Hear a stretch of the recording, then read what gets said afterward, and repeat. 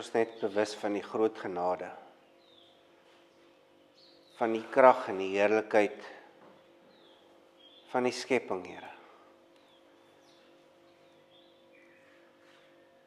Here, ons het hierdie week warmte ervaar. Ons het die swaar van die skepping ervaar, maar ook die mooi gesien, Here. En ons weet van dele van ons land waar dit reën en dele waar dit droog is en dele waar die water op is. En ons weet dat U die skepper God is, dat U die een is wat onderhou.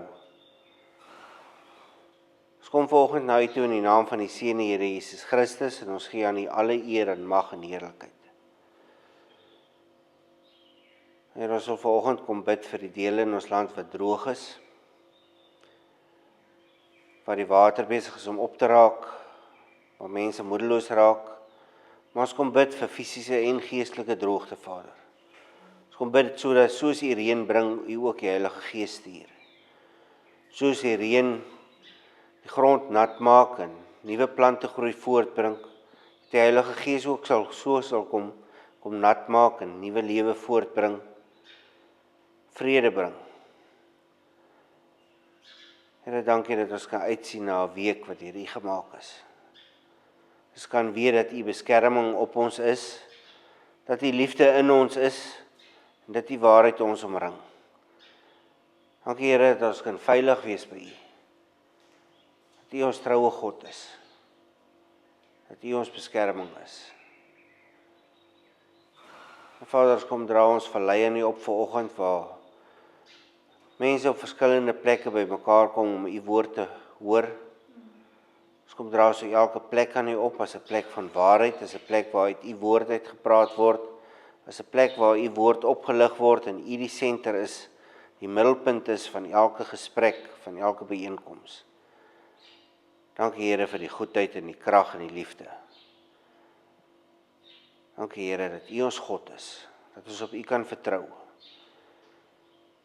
Here, ons het elkeen paaie om te stap, ons het elkeen vrae, ons het elkeen bekommernisse. Here, ons het elkeen antwoorde nodig op sekere gebiede, en ons kom bring dit also voor U vanoggend. Ons vra dat U in ons harte sal inspreek, Heilige Gees, dat U vir ons sal openbarings gee van waar ons moet gaan, wat ons moet doen, en hoe ons moet optree. Here, dat U die paaie vir ons gelyk sal maak.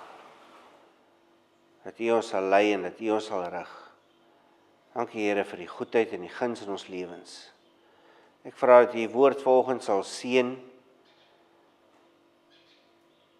dat U woord ons sal skoon was, en dat U woord waarheid in ons sal wees. Ons bid dit so in Jesus se naam. Amen.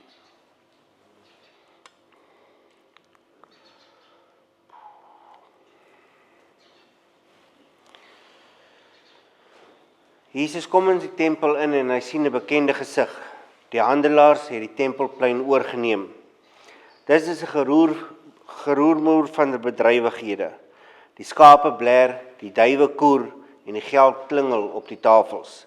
Die besoekers en die priesters wat die lammers inspekteer, stry oor die kwaliteit van die lam en dan oor die prys van die lam wat die ander een moet vervang. Dit is gedruis. En hier is min geleentheid vir aanbidding op hierdie plein. Die plein word nie meer vir sy oorspronklike doel gebruik nie. Die keer is die besoek van Jesus egter anders. Sy bediening het begin. Hy stap nou as Messias in die tempel in. Hy stap nou daarin as 'n gesant van God, sy Vader. Hy aanskou al hierdie dinge wat daar gebeur, en hy gaan sit en hy vleg 'n sweep. Nou of ons hierdie aan die begin of die einde van sy bediening plaas, of by beide geleenthede, het hy al volgelinge gehad. Hy was al bekend, en daar sou rondom hom mense gewees het, wat vir hom sou gevra het, hoekom is jy nou hier besig om 'n sweep te vleg? Hy staan op met die sweep in sy hand, en ons lees dat hy kwaad was. Sy oë het gewys dat hy kwaad was. Sy stemtoon het dit duidelik gemaak dat hy kwaad was, en sy liggaamstaal het dit gewys. Onthou, die tempelpolisie is hier teenwoordig. Hulle is daar om enige oproering te staak en die te verwyder wat nie saam met die priesters se doen en late stem nie. Tussen dit als keer hy die geldwisselaars se tafels om. Hy jaag die verkopers van diere en voëls uit die tempel uit. Ons lees nie dat hulle hom gevange wil neem nie. Niemand stop hom nie. Niemand keer dat Jesus die tempel skoonmaak nie. Kom ons lees weer die hele gedeelte. Ons het laasweek gekom tot by vers 17. Maar kom ons lees weer wat Jesus hier doen. Johannes 2 vanaf vers 13. Die Paasfees van die Jode was naby en Jesus het daarvoor na Jerusalem toe gegaan. Op die tempelplein het hy die verkopers van beeste en skape en duwe gekry en die geldwisselaars wat daar gesit het. Toe het hy met touwtjies 'n sweep gemaak en almal uit die tempel uitgejaag, ook die skape en die beeste. Die geld van die geldwisselaars het hy op die grond gegooi en hulle tafels omgekeer. Vir die mense wat die duwe verkoop, het hy gesê, vat hierdie goed hier weg. Moenie die huis van my Vader 'n besigheidsplek maak nie. Toe het sy disippels daaraan gedink dat daar geskrywe staan, die liefde vir die huis verteer my. Maar die Jode het hom aangespreek en vir hom gesê, met watter wonderteken kan u vir ons bewys dat u hierdie dinge mag doen? Jesus het hulle geantwoord, breek hierdie tempel af en in 3 dae sal ek hom oprig.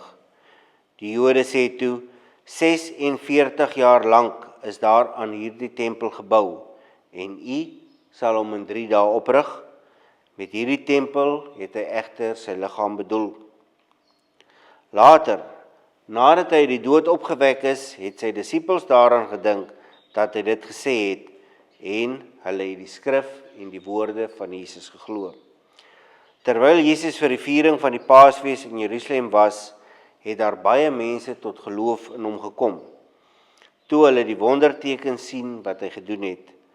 Maar hy het hom nie op hulle verlaat nie, omdat hy geweet het hoe hulle almal is. Hy het nie nodig gehad dat iemand hom iets van die mens vertel nie, want hy het self geweet hoe mense is. Ok, dis die hele gedeelte. Kom ons begin by vers 18.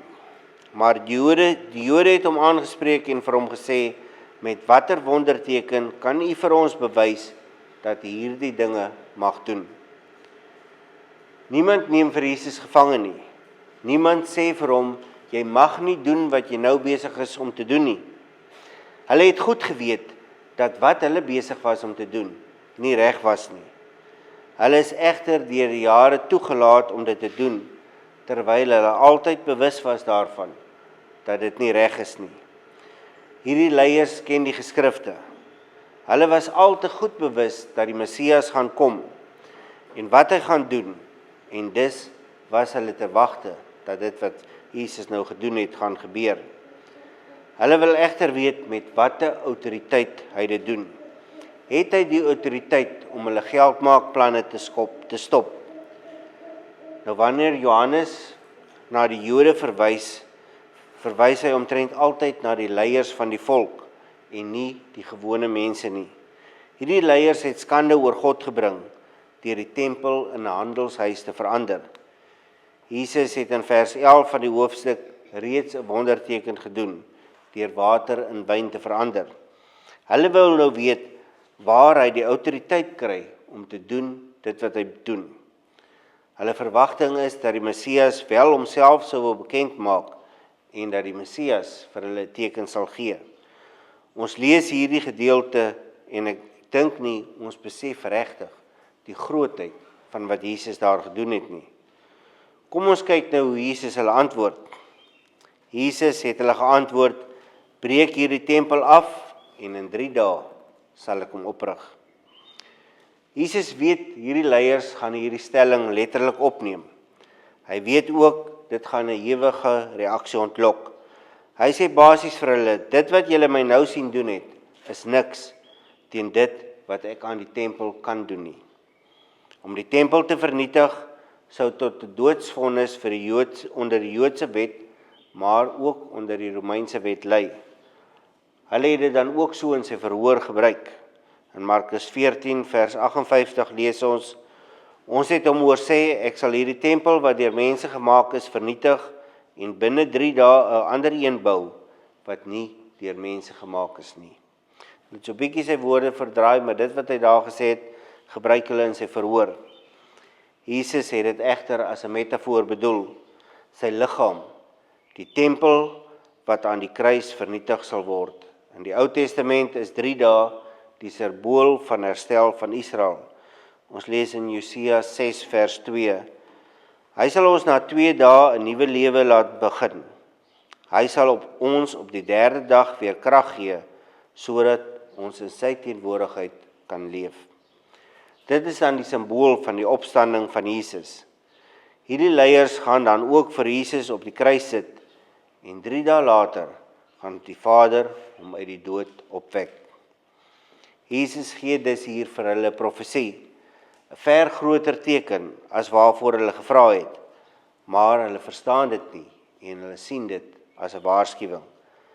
Hulle gaan nou vir hom antwoord en in dit sal ons sien dat hulle nie verstaan wat hy bedoel het nie. Vers 20 en 21, die Jode sê toe, 46 jaar lank is daar aan hierdie tempel gebou en u sal hom in 3 dae oprig. Met hierdie tempel het hy egter sy liggaam bedoel. Hulle verstaan nie hierdie profesie wat Jesus vir hulle gee nie. Dit is die 3de tempel wat nou in aanbou is. Die eerste tempel is deur Salomo gebou. Die tempel is daarna in die tyd van Esra en Haggai herbou. Nou word hierdie huidige tempel deur Herodes gebou. Elke keer word die tempel op dieselfde plek gebou. God is alomteenwoordig, maar sy glorie wat hulle in die nag deur die woestyn gelei het, was agter hierdie gordyn in die tempel. Die Jode het geweet hy is teenwoordig in die tempel, dat sy glorie daar skyn en dat hulle daar in die tempel tot hom kon nader. Wat gebeur toe Jesus sterf? Die voorhangsel van die tempel skeur van bo tot onder. Almal in Israel kan sien dat God se glorie nie meer daar is nie. Herodes begin om hierdie tempel te herbou in die jare 20 tot 19 voor Christus. Die gebou is eers heeltemal klaar in die jaar 64. Dit beteken dat hierdie gebeure plaasvind in die jaar 27 tot 28, so amper 2000 jaar gelede. Hierdie tempel wat klaar gebou is in die jaar 64, is weer totaal vernietig in die jaar 70. Die Joodse tempel word nou vervang met wat Johannes skryf in vers 21, die liggaam van Christus. Hierdie tempel is die dood en opstanding en die lewende lewe wat daarin beskikbaar is. Ons sien in vers 22 wat hierna gebeur. Vers 22, later nadat hy die dood opgewek is, het sy disippels daaraan gedink dat hy dit gesê het en hulle die skrif en die woorde van Jesus geglo. In vers 11, na die water in wyn verander is, het ons gesien sy disippels glo en hier sien ons dit weer. Geloof deur Johannes word verbind met die opstanding van Jesus. Die dood en opstanding van Jesus is die een ding wat alles anker in die redding van die mens. Dit is die kontras met die leiers wat draai teen Jesus, sy volgelinge. Johannes fokus daarop in dat daar 'n geloofsbesluit gemaak moet word. Johannes fokus op 2 punte. Die getuienis van die skrifte oor Jesus. Johannes 5 vers 39 en 46 lees ons, julle ondersoek die skrif, omdat julle dink dat julle die ewige lewe daarin kry. En dit is juis die skrif wat oor my getuig. As julle Moses geglo het, sou julle in my geglo het, want hy het van my geskrywe. Verder getuig die woorde van Jesus oor wie hy is. Johannes 5 vers 31 tot 36. As net ek oor myself getuig, is my getuienis nie geldig nie. Daar is ook iemand anders wat oor my getuig, en ek weet dat die getuienis wat hy oor my afgelê het, waar is. Julle het 'n afvaardiging na Johannes toe gestuur, en wat hy getuig het, is die waarheid. Nie dat ek op die getuienis van 'n mens steun nie, maar ek noem dit sodat julle gered kan word. Hy was die lamp wat gebrand en geskyn het, en julle was gewillig om 'n rukkie in sy lig te verheug. Maar ek het die getuienis wat nog gewigtiger is as die van Johannes, die werk wat die Vader my gegee het om te voltooi, en waarmee ek nou juis besig is, lê oor my getuienis af en bevestig dat die Vader my gestuur het. Hierdie volgelinge van Jesus was altyd op soek na die waarheid. Partykeer het hulle so 'n bietjie teer mekaar geraak en die pad byster geraak, maar hulle was altyd reg om weer ingetrek te word. Dit bring ons by geloof gebaseer op tekens, 'n geloof wat nie genoeg is nie. Vers 23, terwyl Jesus vir die viering van die Paasfees in Jerusalem was, het daar baie mense tot geloof in hom gekom, toe hulle die wondertekens sien wat hy doen. Maar hy het hom nie op hulle verlaat nie, omdat hy geweet het hoe hulle almal is. Hy het nie nodig gehad dat iemand hom iets moes van die mens vertel nie, want hy het self geweet hoe mense is. Hierdie gedeelte is die oorgangsgedeelte. Dit sluit die gedeelte rondom die reiniging van die tempel af en bring ons by hierdie gedeelte waar Jesus met Nikodemus gaan praat. Dis 'n belangrike gedeelte in Johannes se disippelskap tema. Dit lyk of daar baie mense is wat in Jesus begin glo op grond van die wondertekens wat hy gedoen het. Daar duik egter twee probleme op. Volgens Johannes tot hier het Jesus nog net een wonderteken gedoen. Sommige beweer dat die reiniging van die tempel die tweede wonderteken is. Maar as ons verder lees, sal ons sien in Johannes 4 vers 54 skryf hy dat die wonderteken wat daar afspeel die tweede een is. Ons weet egter ook dat Johannes en Nikodemus sê dat daar baie ander wondertekens was. Hy kon net eenvoudig nie alles neergeskryf het nie. Daar is ook twyfel oor hoeveel geloof die mense werklik gehad het. Hierdie geloof was heel waarskynlik oppervlakkig, aangesien ons sien dat Jesus homself nie op hulle verlaat het nie. Jesus het hulle nie vertrou nie. Hulle geloofsbesluit was nie volledig nie. Hulle het hierdie tekens gesien wat Jesus gedoen het, maar hulle het nie die woorde van Jesus gehoor of geglo nie. Hulle het nie lering ontvang nie. Hulle geloof was slegs gebaseer op wondertekens. Hulle het nie noodwendig hierdie wondertekens verstaan nie. Hulle het dit gesien en besluit om te glo. Verder weet Jesus wat in elkeen van hulle aangegaan het. Jesus verstaan elkeen se hart. Geloof weens wonderwerke is 'n goeie begin, maar sonder kennis is hierdie geloof onvolledig. Hierdie mense het die wonderwerke gesien. Hulle het in Jesus geglo, maar die geloof het nog nie redding gebring nie. Dit was nog nie volledig nie. Wat hulle gehad het, was egter in kontras met dit wat die Joodse leiers gehad het. Aan die ander kant van die spektrum het ons die geloof wat die disippels gehad het. Hulle het nie net hierdie wondertekens gesien nie, maar hulle het ook die woord, die waarheid van Jesus as lering ontvang. Ware geloof is nie gebaseer op wat Jesus gedoen het nie. Nie op wat hy vir ons kan doen nie. Ware geloof is gebaseer op wie Jesus is. En dit is wat Johannes vir ons wil wys in hierdie evangelie. Wie Jesus is. In hierdie hoofstuk 2 kry ons die begin van Jesus se publieke bediening. Johannes rangskik dit om 7 wondertekens wat wys daarop dat Jesus die Messias is, maar ook dat Jesus God is. Die eerste teken gee ons 'n blik op wie Jesus is. Wondertekens kan ook dien as gelykenisse. Hulle fokus nie net op wat daar gebeur het nie, maar ook op wat daar rondom gebeur het. En dit het 'n boodskap. Jesus gaan nie na die troue toe met die beplanning om hierdie wonderteken te doen nie. Daar ontstaan egter 'n nood en Jesus se messiaanse bediening skop af, voor hy dit sou wou gehad het. Die nood was vir Jesus belangriker as sy persoonlike belang. Hierdie wonderteken wys ook daarna wat eendag in die hemel gaan gebeur. Ons lees daarvan in Openbaring 19 vers 6 tot 9. Ek het toe iets gehoor soos die geluid van 'n groot menigte, soos die gedruis van 'n swaar watermassa en soos die gedreun van swaar donderweer. Hulle het uitgeroep: Prys die Here ons God, die Almagtige heers nou as koning. Laat ons bly wees en juig en aan hom die eer gee, want die bruilof van die lam het aangebreek en sy bruid het daarvoor gereed gemaak. God het haar vergun om fyn en helder en blink klere aan te trek. Hierdie fyn klere is die regverdige dade van die gelowiges. Toe sê die engel vir my: Skryf op: Geseënd is hulle wat na die bruilofsmaal van die lam uitgenooi is. Verder sê hy vir my: Dit is die woorde van God en hulle is waar.